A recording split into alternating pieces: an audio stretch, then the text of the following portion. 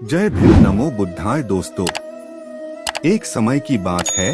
गौतम बुद्ध अपने शिष्यों के साथ भिक्षाटन के लिए गांवों में घूम रहे थे। एक दिन उन्होंने एक गरीब और बुद्धिमान व्यक्ति के घर की खोज की। जब वे उसके घर पहुंचे तो वे देखा कि उसका घर बहुत छोटा और ध्वस्त है। वे व्यक्ति के घर के बाहर खड़े हो गए और उन्हें अपने उत्तर देने का इंतजार करने लगे। व्यक्ति ने गौतम बुद्ध को देखा और उन्हें नमस्कार किया। उन्होंने उनके पास आकर बैठ लिया और बोला, महाराज, आप धन्य हो कि आपने मेरे गरीब और अपने से कमजोर घर में आकर मुझे आशीर्वाद दिया। बुद्ध ने व्यक्ति के शब्दों को सुना और उन्हें ध्यानपूर्वक सुना। फिर उन्होंने उस व्यक्ति से पूछा, तुम्हारे पास क्या है?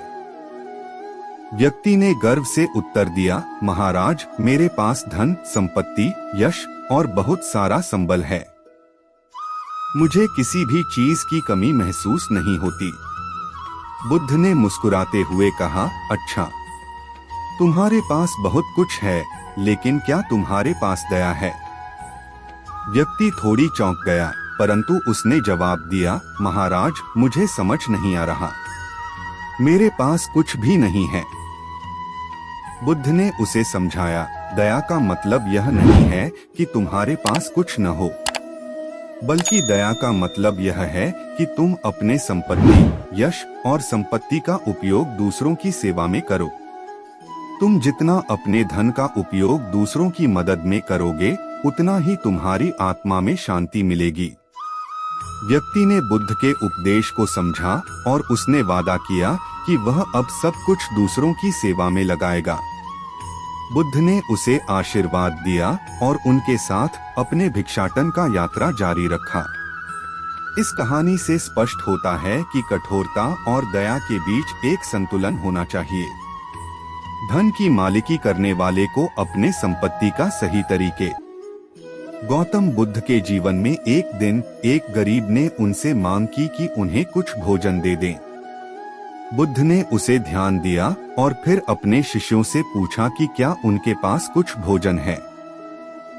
शिष्यों में से एक ने कहा, महाराज, हमारे पास सिर्फ एक बड़ा रोटी है जो हम सबके बीच में बांट सकते हैं। बुद्ध ने उनसे कहा, ठीक है, तुम उस रोटी को लाओ। फिर बुद्ध ने उस रोटी को ले लिया और उसे छोटे टुकड़ों में काट दिया। फिर वे उसे उस गरीब के पास ले गए और कहा, यह रोटी तुम्हारे लिए है। गरीब व्यक्ति ने बुद्ध की कृपा के साथ उस रोटी का धन्यवाद किया और उसे खा लिया।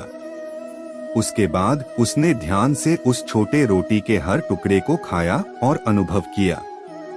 फिर बुद्ध ने उससे पूछा, कैसा लगा? उसने उत्तर दिया, महाराज, इस छोटे टुकड़े में भी मुझे पूरी तृप्ति मिली। धन्यवाद। बुद्ध ने फिर उसे समझाया, देखो, दया का मतलब यह नहीं है कि हमारे पास बहुत कुछ हो, बल्कि दया का मतलब यह है कि हम जो कुछ भी हमारे पास है उसका सही उपयोग करें और दूसरों की मदद करें। इस कहानी से समझ में आता है कि दया का मतलब है कि हम अपने संसाधनों को धन्यवाद में सही तरीके से उपयोग करें और दूसरों की सेवा में लगें। यही सच्ची मानवता है।